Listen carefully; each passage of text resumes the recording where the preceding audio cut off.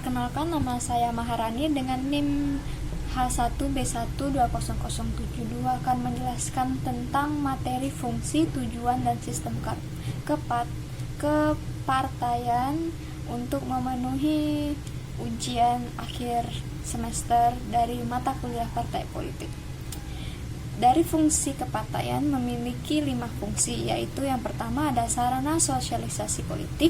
Maksud fungsi partai politik sebagai sarana sosialisasi politik adalah partai politik berperan mentransmisikan budaya politik dalam rangka pembentukan sikap dan orientasi anggota masyarakat sebagai warga negara atau pendidikan politik. Yang kedua ada sarana rekrutmen politik. Sebagai sarana rekrutmen politik, partai politik melakukan seleksi, pemilihan, serta pengangkatan seseorang atau kelompok untuk melaksanakan sejumlah peranan dalam sistem politik pada umumnya dan pemerintah secara khusus. Yang ketiga ada sebagai sarana partisipasi politik, yaitu partai politik menjadi sarana bagi masyarakat dalam memengaruhi proses pembentukan pemimpin pemerintah melalui pemilu dan pembuatan atau pelaksanaan kebijakan pemerintah. Tidak hanya itu, partai politik juga mendorong masyarakat untuk memanfaatkan partai sebagai wadah untuk menyalurkan kegiatan dalam rangka mengaruhi proses politik. Yang keempat ada sarana komunikasi politik. Sebagai sarana komunikasi politik, partai politik berusaha menghubungkan antara arus informasi dari pihak pemerintah kepada masyarakat. Partai politik juga menyampaikan aspirasi dan kepentingan masyarakat kepada pemerintah. Proses penyampaian pesan dirumuskan sedemikian rupa sehingga penerima pesan bisa dengan mudah memahami makna dari pesan tersebut. Terakhir ada sarana pengatur konflik. Sebagai sarana pengatur konflik, partai politik berusaha untuk mengatasi atau setidaknya meminimalisasi terjadinya konflik. Ketika ada kelompok massa politik tentu berkonflik dengan kelompok massa politik lainnya. Maka saat itulah partai politik menjalankan fungsinya sebagai pengatur konflik. Perbedaan atau perpecahan antara dua kelompok massa politik dapat diatasi oleh kerjasama di antara elit-elit partai politik. Selanjutnya ada sistem kepartaian. Kategorisasi sistem kepartaian berdasarkan jumlah peserta dikemukakan oleh Rokan 1968 yang kemudian berkembang pada variabel distribusi kekuatan minoritas dalam partai. Dalam menjalankan sistem partai, tidak cukup hanya memperhitungkan jumlah partai yang eksis dalam dinamika politik sebuah bangsa. Masalah jumlah partai politik merupakan hal penting, namun ada aspek lain yang perlu dipertimbangkan dalam konteks ini. Giovanni Sartori 1976 mengutarakan bahwa jarak ideologis antar partai politik dalam sistem itu menjadi sangat penting. Artinya, untuk memahami perilaku partai politik, dengan adanya jarak ideologi antar partai politik ini menyebabkan munculnya polarisasi khusus mengenai partai politik. Menurut Bakti 1992 tahun 127. Berdasarkan pertimbangan ini, Surbakti mengelompokkan sistem kepartaian ke dalam 3 kelompok, yaitu ada predominan party system, moderate pluralitas system, serta pluralis system. Predominan party system adalah sistem kepartaian yang menggambarkan kurang adanya perbedaan ideologi yang tajam antara partai-partai yang berinteraksi, atau bahkan dapat dikatakan tidak ada perbedaan pandangan ideologis, sehingga yang terbangun adalah partai politik yang memiliki perspektif fungsi. Yang kedua ada sistem pluralis modern, adalah sistem kepartaian suatu negara di mana partai-partai politik yang ada di dalamnya memiliki ideologi yang berbeda-beda. Namun, perbedaan ideologi tersebut tidak begitu tajam sehingga dapat saja pemilih suatu partai dapat berpindah dari partai satu ke partai lainnya. Demikian juga di tingkat parlemen. Partai-partai yang memiliki perbedaan ideologi tetap dapat menjalin koalisi jika memang diperlukan karena perbedaan ideologi antar politik tidak begitu besar. Ketiga, ada sistem kepartaian dengan polarisasi yang tegas dan jelas atau pluralisme, yaitu sistem kepartaian seperti ini pada umumnya berkembang di negara majemuk atau pluralis secara kultural sehingga muncul banyak partai.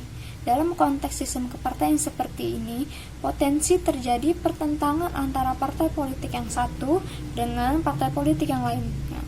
Oleh karena itu, sistem kepartaian pluralis mempunyai tendensi konsensus yang rendah, bahkan pada titik ekstrimnya potensi memicu perpecahan konflik. Selanjutnya ada sistem satu partai. Sistem satu partai, istilah sistem partai tunggal merupakan satu konsep yang kontradiksional interminis. Menurut Miriam Budiarjo 1992, maka sistem tunggal merupakan kata paradok sebab konsep sistem mempersyaratkan ada beberapa bagian yang memandu dalam sebuah kerangka sistem. Oleh karena itu, sistem satu partai atau sistem partai tunggal tidaklah layak disebut sebagai sistem dan lebih tepat disebut dalam bentuk kepartaian tunggal. Bentuk partai tunggal mirip dengan sistem politik komunis atau totaliter. Dalam sistem politik seperti ini, kehadiran dan peran partai dikooptasi oleh elit penguasa. Para penguasa tidak berhak ada dan muncul pemikiran atau pandangan yang berbeda dengan pemerintah. Oleh karena itu, bentuk partai tunggal merupakan model yang efektif untuk pemerintah melakukan kontrol atau pengawasan terhadap aktivitas politik masyarakat. Menurut Marcus 1974 mengatakan bahwa dalam sistem politik totaliter rezim berkuasa berusaha membangun bentuk-bentuk kontrol yang baru.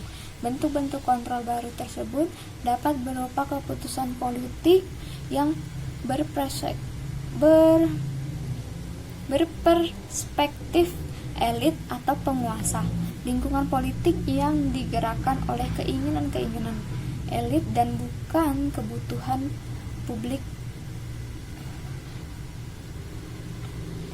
Selanjutnya ada, dengan sistem seperti ini terdapat sejumlah biaya politik yang harus dikeluarkan negara dan masyarakat. Pertama, budaya politik yang dibangun yaitu dalam bentuk kesatuan komando. Dalam pandangan para penguasa, homogenitas cara pandang politik mempermudah ruang gerak pemerintah untuk melakukan mobilisasi politik. Pluralitas dan heterogenitas kelompok merupakan sesuatu hal yang dianggap sebagai sesuatu hal yang efektif sehingga direduksi oleh negara. Heterogenisasi secara pandang politik dalam konteks rezim seperti ini dianggap sebagai pengkhianat. Karenanya ketika ada ethical clause yang berusaha untuk mengawasi dan melakukan check and balance pada pemerintah, maka dapat sangat mungkin mereka dijerat oleh undang-undang subvensi ataupun oleh undang-undang keamanan negara.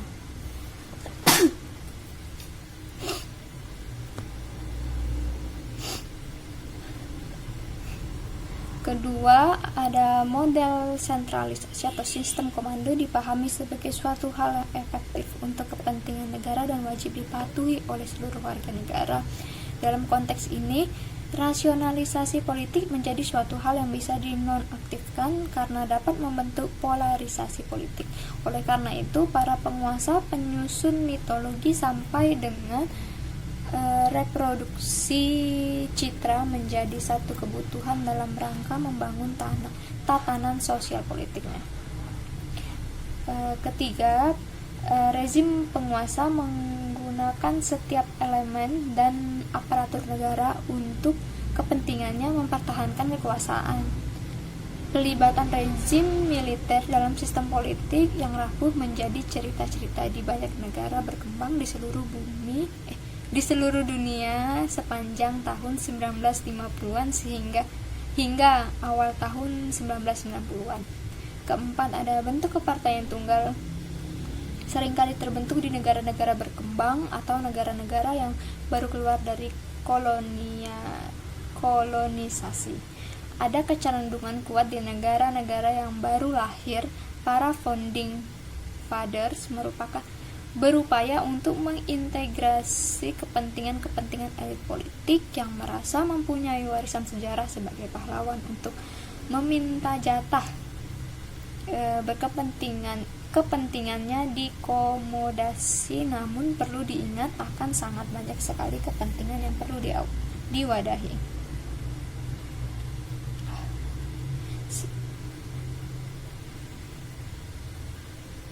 Selanjutnya ada sistem multipartai. Dalam bentuk ini ada dua atau lebih partai politik yang dominan. Sistem multipartai merupakan produk dari struktur masyarakat sosioekonomi. Ada dua hipotesis yang terbentuk dalam sistem multipartai. Pertama, sistem banyak partai agak sukar untuk menghasilkan pemenang pemilihan umum yang mutlak atau absolut. Kondisi ini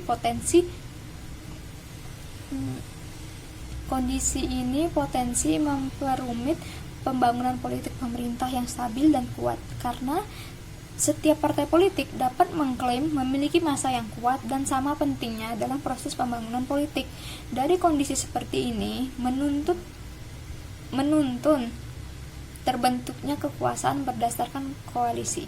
Dengan adanya koalisi antar partai dengan partai penguasa, pemerintah harus mampu menjaga koalisi agar tercipta pembangunan.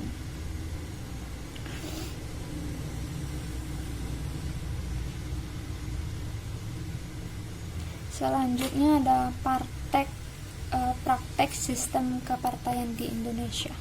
Konstitusi kita, yaitu Undang-Undang Dasar 1945, tidak mengamatkan secara jelas sistem kepartaian yang harus diimplementasikan. Meskipun demikian, konstitusi mengisyaratkan bahwa bangsa Indonesia menerapkan sistem multipartai. Partai tersebut adalah Partai 6A ayat 2 Undang-Undang Dasar 1945 yang menyatakan bahwa pasangan presiden dan wakil presiden diusulkan oleh partai politik dan gabungan partai politik. Dan pasal tersebut tersirat bahwa Indonesia menganut sistem multipartai karena yang berhak mencalonkan pasangan calon presiden dan wakil presiden adalah partai politik atau gabungan partai politik. Kata gabungan partai politik artinya paling sedikit dua partai politik yang menggabungkan diri untuk mencalonkan presiden untuk bersaing dengan calon lainnya yang diusung oleh partai politik lain. Dengan demikian, dari pasal tersebut, di dalam pemilu presiden dan wakil presiden paling sedikit terdapat 3 partai politik. Kenyataannya, Indonesia telah menjalankan sistem multipartai sejak Indonesia mencapai kemerdekaan. Surat keputusan Wakil Presiden Muhammad Hatta nomor 10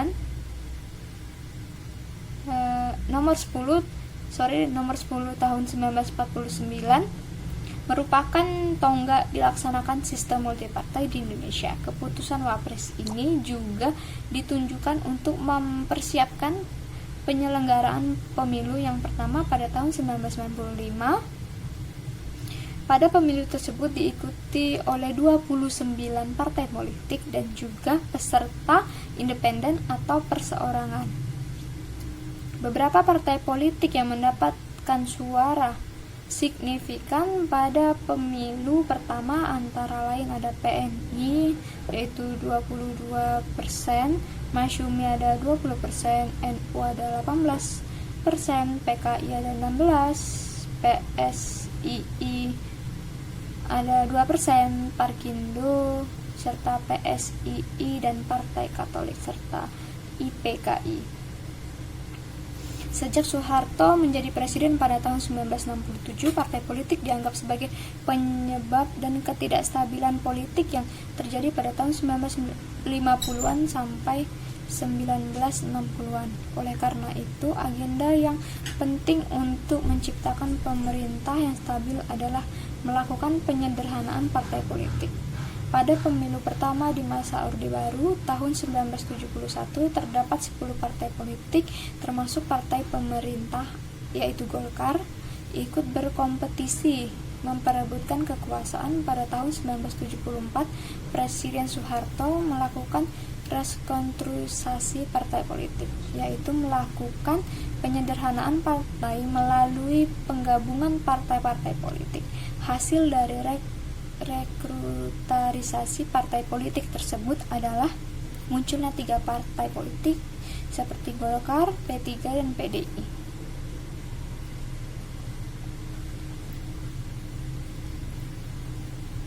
Meskipun dari sisi jumlah partai politik yang berkembang di Indonesia pada saat ini, Indonesia dikategorikan sebagai negara yang menganut sistem multipartai.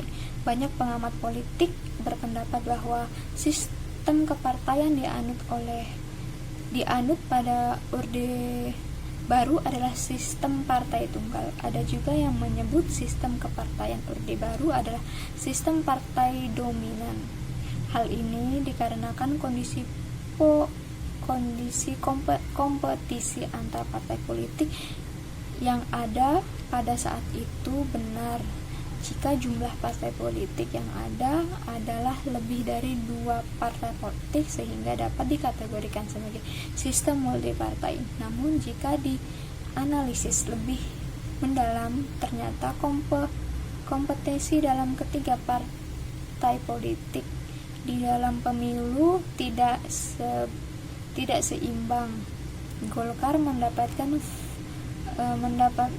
privilege dan dari pemerintah untuk selalu memenangkan persaingan perebutan kekuasaan.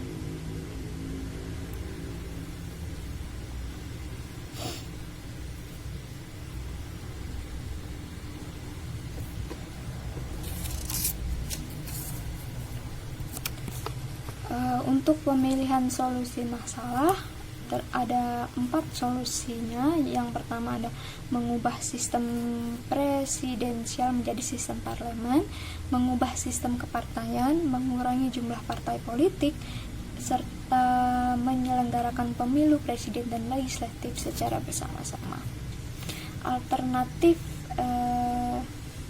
Alternatif ketiga, mengurangi jumlah partai politik dibarengi dengan koalisi partai yang didisiplin dan mengikat adalah solusi yang paling memungkinkan dalam konteks Indonesia. Beberapa jumlah partai politik yang efektif dan ideal bagi bangsa Indonesia yang perlu didiskusikan lebih lanjut. Beberapa pengamat mengatakan bahwa masyarakat Indonesia cukup diwakili oleh 5 partai politik saja. Sedangkan berdasarkan survei yang pernah diselenggarakan oleh salah satu lembaga survei, jumlah partai politik yang dikehendaki oleh publik adalah 5-7 partai politik. Lantas, mekanisme seperti apa yang diperlukan untuk mengurangi jumlah partai politik yang ada? Bukan penyederhanaan partai. Beberapa mekanisme telah dipraktekkan oleh bangsa kita. Pertama adalah melakukan restrukturisasi seperti yang dilakukan Presiden Soeharto pada tahun 1974. Kedua, memperlakukan ambang batas atau threshold.